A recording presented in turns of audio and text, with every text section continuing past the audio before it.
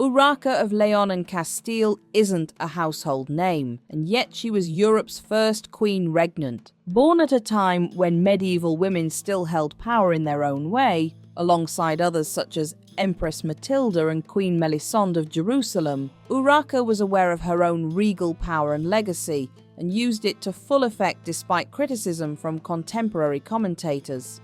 Urraca was born around 1080 or 1081, most likely in the royal city of León, though Sahagún is also cited as a possible birthplace by some historians. Her birth positioned her at the heart of political and dynastic ambitions due to the prominence and influence of her parents. She was the daughter of King Alfonso VI of León and Castile, one of medieval Iberia's most powerful and ambitious rulers, and his second wife, Constance of Burgundy, a noblewoman closely connected to the Burgundian and Cluniac spheres. This lineage afforded Urraca both prestige and a network of international alliances, making her a valuable political asset from infancy. From an early age, Urraca was immersed in an atmosphere of political intrigue, dynastic maneuvering, and military challenges. The Iberian Peninsula at that time was a complex, shifting place of Christian kingdoms and Muslim-ruled territories, with power often contested through warfare, strategic marriages, and, when needed, diplomatic alliances. Within this turbulent context, Alfonso pursued ambitious policies aimed at unifying his realms and expanding his territory southward,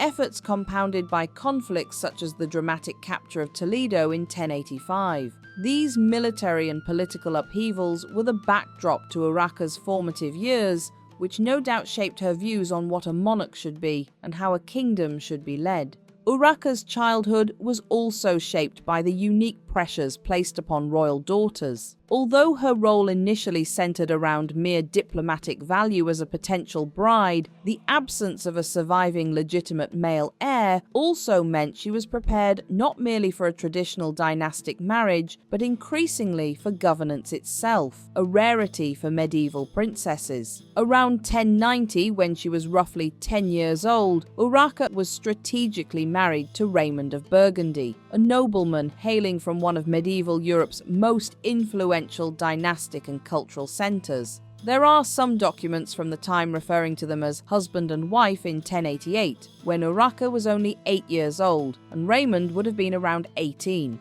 However, most marriages to very young brides were not consummated until they were much older, and Urraca would have likely spent most of her time continuing her studies rather than being a wife in the true sense. Raymond's lineage was deeply intertwined with the Burgundian and Cluniac networks, renowned for their political power, ecclesiastical reform, and far-reaching diplomatic ties. This marriage was carefully orchestrated by Urraca's father Alfonso, who sought to strengthen León and Castile's connections to the broader European sphere, particularly as part of his strategy against Muslim-controlled regions in the Iberian Peninsula. By aligning his family with the Burgundian nobility, Alfonso significantly expanded his diplomatic influence and secured valuable military and political support. Initially, Urraca's role, once of age, was conventional, expected of a medieval royal bride to solidify alliances and produce heirs. However, her marriage to Raymond soon proved more important. They were granted control of the northwestern territory of Galicia, a region characterized by its own complexities, restless nobility, and considerable strategic value as both a maritime region and pilgrimage destination. This joint governance marked Urraca's entry into genuine political responsibility. Under their rule, Galicia served as a kind of administrative training ground, providing first-hand experience of managing noble rivalries, dispensing justice, collecting revenue, and navigating the complexities of feudal politics. Throughout these formative years, Urraca demonstrated a growing aptitude for rulership, increasingly recognized in official documents and charters as having authority equal to her husband's. But in around 1093, her position as heir radically changed. Her father had a new child with one of his concubines, a Moorish princess named Zaida, and the child was a boy, Sancho Alfonses. While he was illegitimate, the nobility were more likely to accept accept an illegitimate son over a legitimate daughter as ruler. However, the clergy were less likely to be okay with it. But around December 1102, Sancho was publicly recognized as his father's son, and officially recognized as the heir to the thrones of Castile and León in May 1107. However, Alfonso appears to have hedged his bets and left it so late as he hoped for a legitimate heir, with his second wife, Betha, who never came. Things had also weakened for Urraca and Raymond in 1094,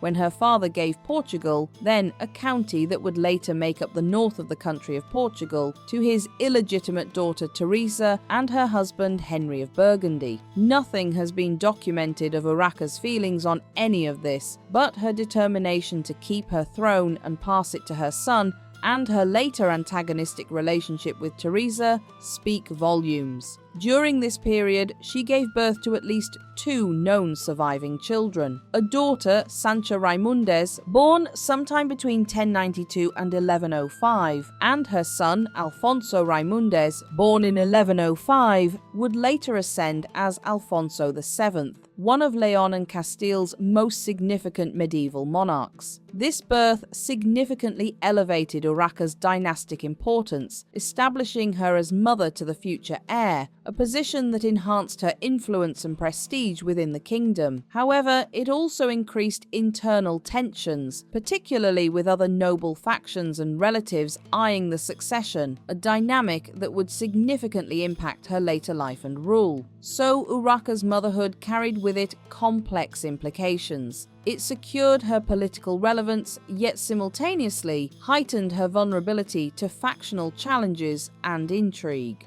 Raymond's untimely death in 1107 marked a critical turning point in Urraca's life. Suddenly widowed, she faced a precarious position, bereft of the direct military and political support previously assured by her husband's Burgundian connections. Her authority, now resting solely upon her own claims and the infant legitimacy of her young heir, became notably vulnerable to rival claimants and ambitious nobles. Rather than retreating to a passive role typical of many medieval noble widows, Urraca quickly assumed active governance, increasingly taking authoritative stances in charters, legal decisions, and diplomatic negotiations. Her ability to maneuver independently and consolidate her position amid uncertainty reflected a sharpened political awareness developed through her earlier co-rule. In the immediate aftermath of Raymond's death, Urraca styled herself as the autonomous ruler of Galicia. This assertion of independence and self-governance, though controversial among contemporary observers, underscored Urraca's growing confidence and competence. Chroniclers later would emphasize her ambition and assertiveness during this period, attributes that fueled both admiration and critique from contemporaries who were unaccustomed to female rulers wielding direct authority. So between 1090 and 1107, Urraca transformed from a child bride serving primarily dynastic purposes into a mature, politically skilled ruler capable of managing complex governance tasks. Her experience in Galicia laid crucial groundwork for her historic role as Queen Regnant, shaping her political identity, building essential skills in administration and diplomacy, and forging an independent reputation separate from her father's legacy. However, Sancho Alfonso's position as designated heir still complicated Urraca's prospects dramatically. Although Sancho's legitimacy and the exact nature of his status remained ambiguous due to his mother's Muslim heritage and uncertain marital status with Alfonso, his birth nonetheless disrupted Urraca's political maneuverability, as various noble factions shifted their allegiance toward the young male heir, reflecting widespread discomfort and resistance to female rule in medieval Iberia. Sancho's rise and recognition as heir by many Castilian and Leonese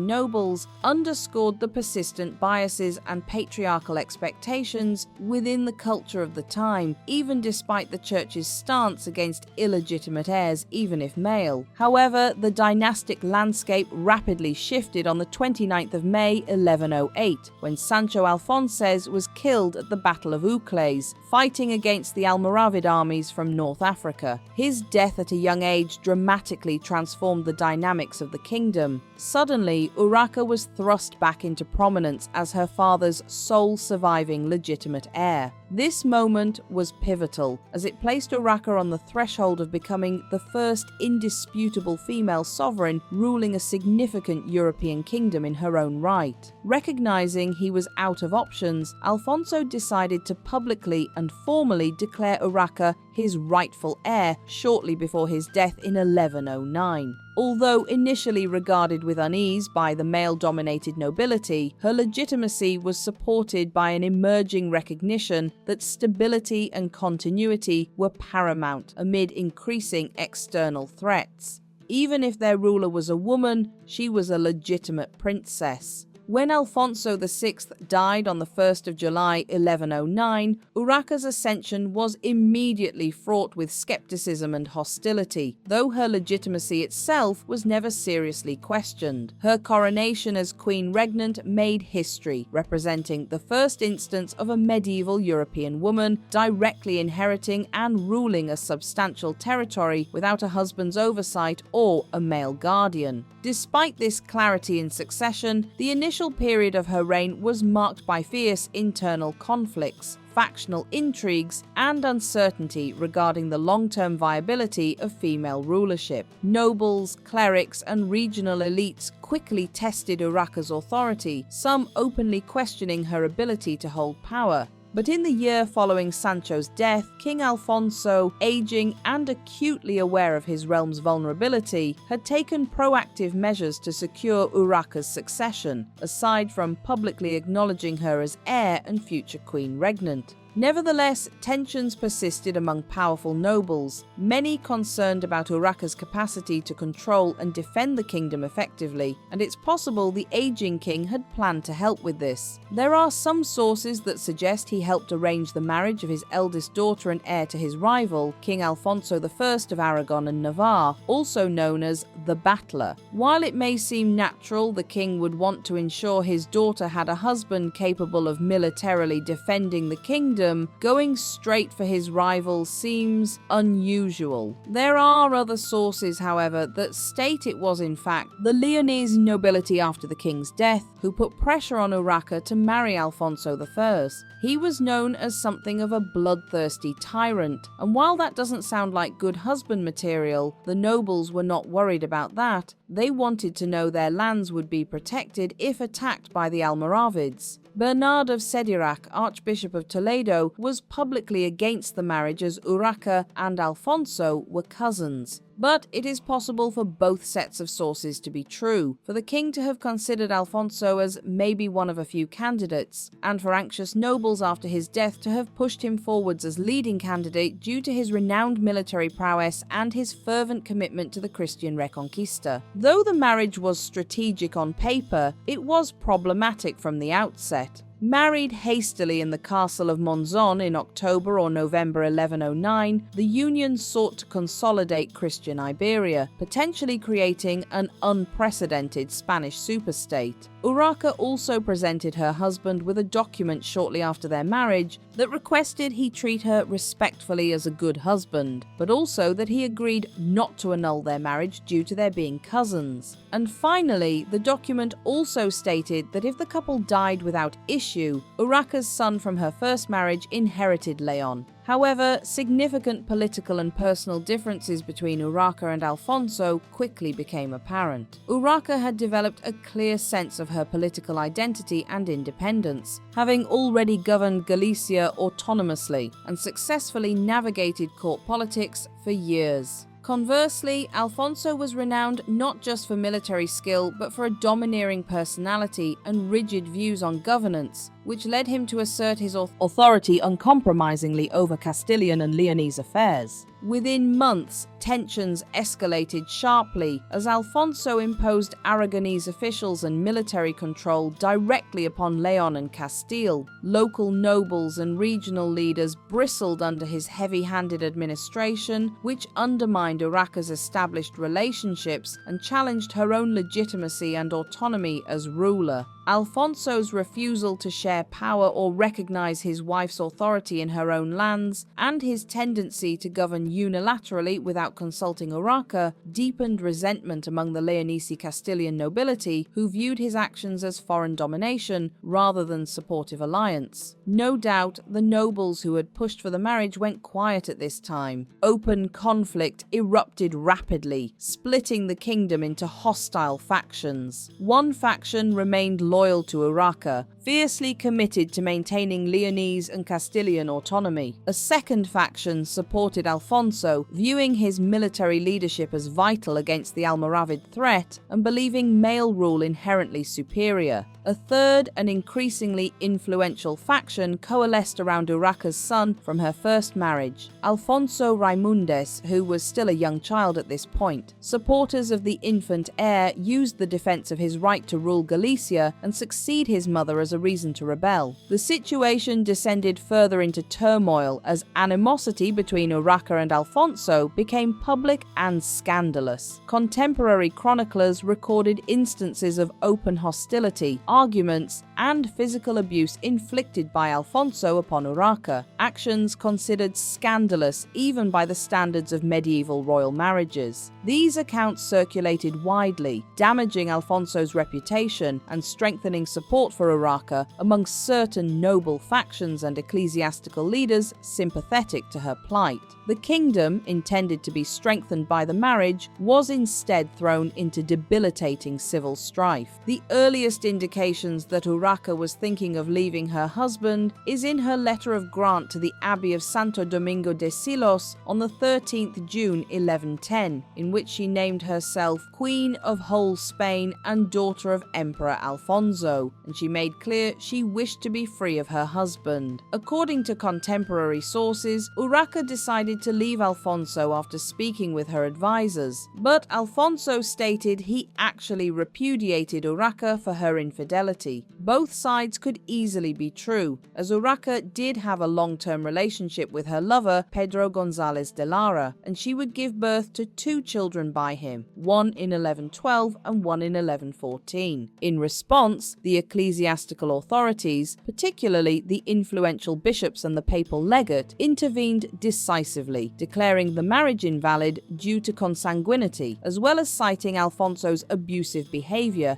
and the detrimental political outcomes of the union. By 1112, the marriage was formally annulled by church decree. This annulment was widely welcomed by many nobles and clergy who hoped it would ease tensions and restore stability to the fractured kingdom. Nonetheless, the repercussions of the failed marriage continued to reverberate. The civil war triggered by their union outlived the marriage itself, plunging León and Castile into prolonged internal conflicts. Alfonso continued to press territorial claims, holding portions of Castile, while Urraca fought vigorously to reclaim full authority over her territories. The marriage, intended as a consolidation of Christian Iberia against external threats, had instead revealed and exacerbated internal divisions. Following the annulment of her tumultuous marriage, Urraca reclaimed direct authority over León and Castile. Her immediate objective was the consolidation of her fragmented realms, severely destabilized by years of civil war and internal dissent. This period showcased her resilience, political dexterity, and increasing confidence as a sovereign ruler in her own right.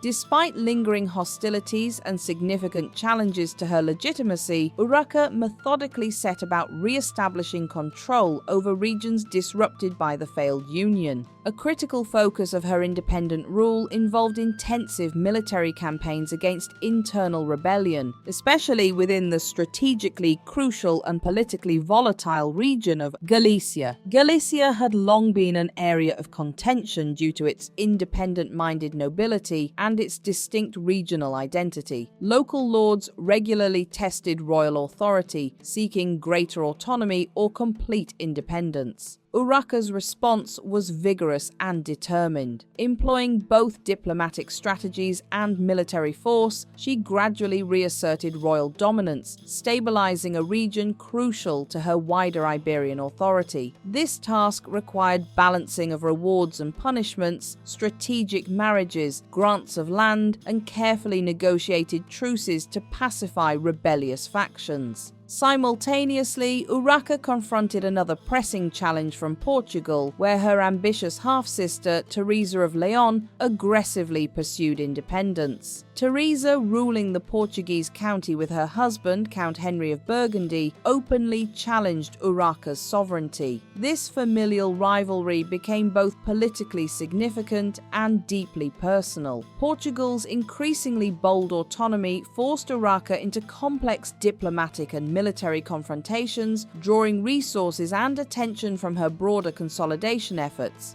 Although she did not fully suppress Teresa's ambitions, Urraca managed to contain Portugal's expansion, maintaining nominal overlordship and forestalling full-scale independence during her lifetime. Throughout this rough period, Urraca's governance was characterized by astute political maneuvering. She deftly balanced competing interests of powerful noble families, ecclesiastical elites, and influential local magnates. Her ability to negotiate intricate alliances, strategically distribute patronage, and skillfully mediate between competing factions demonstrated remarkable political acumen, crucial to maintaining her authority amid continual threats and challenges. Despite chroniclers often negatively portraying her independence as unruly or overly ambitious, modern historians recognize Urraca's reign during these turbulent years as an impressive display of tenacity and effectiveness. Between 1112 and 1120, she solidified her reputation as a resilient and capable ruler, navigating internal strife and external pressures to preserve her inheritance and set the stage for future stability.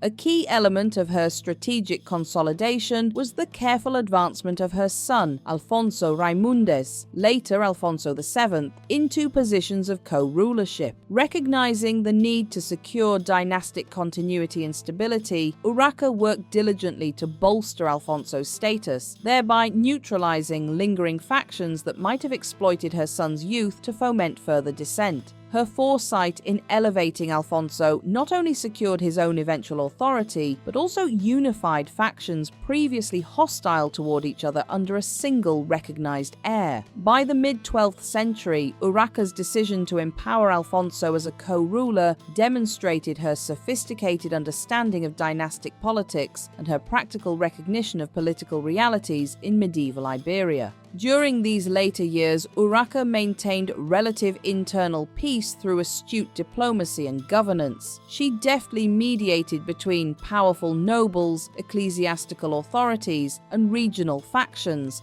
granting concessions when beneficial and firmly asserting royal authority when required. These political maneuvers greatly diminished internal resistance and allowed for greater administrative stability. Although occasional tensions arose, particularly in Galicia and along the Portuguese frontier, Urraca managed these adeptly, ensuring that no internal conflicts escalated into prolonged crisis or significant territorial fragmentation. Urraca's reign concluded on the 8th of March 1126 when she died at Saldana. The circumstances of her death remain somewhat unclear in contemporary chronicles, with suggestions of complications from childbirth through her relationship with Pedro González or illness. Despite ambiguities surrounding her passing, her death was immediately followed by a relatively smooth succession. Her son Alfonso VII ascended without serious opposition, quickly consolidating power and eventually earning the title of Emperor of Spain. Alfonso's successful and stable rule further underscores Urraca's legacy as an effective monarch whose strategic vision ensured not only immediate stability but also long-term dynastic continuity. Despite contemporary criticism, Urraca's final years reinforced her significant achievements as the first Queen Regnant of medieval Europe. Queen Urraca's reign has attracted extensive scholarly attention due to its groundbreaking status as the earliest unequivocal example of a female sovereign ruling independently in medieval Europe. Her position as Queen Regnant directly challenged prevailing gender norms, provoking varied reactions from contemporaries and subsequent chroniclers. Medieval sources often portrayed her negatively, criticizing her assertiveness and depicting her in ways that reflect deeply rooted patriarchal biases. Chroniclers frequently emphasized scandalous or sensational aspects of her personal life, often framing her assertiveness and independence as inappropriate or disruptive. Modern scholarship, however, has critically reassessed these earlier negative portrayals. Recent historians have increasingly highlighted Urraca's substantial political acumen, administrative capability, and remarkable resilience under enormous pressures. Rather than viewing her reign primarily through the lens of scandal or instability, contemporary studies emphasize her strategic foresight, deft political maneuvering, and effective governance amid severe challenges. Urraca's rule is now commonly analyzed in broader historical contexts, frequently compared with other prominent medieval female rulers such as Queen Melisande of Jerusalem and Empress Matilda of England. These comparative analyses underscore her importance within discussions of medieval queenship, gendered perceptions of authority, and the evolving historiography on women's agency and sovereignty. If you enjoyed this video, don't forget to like and subscribe so you don't miss any new documentaries.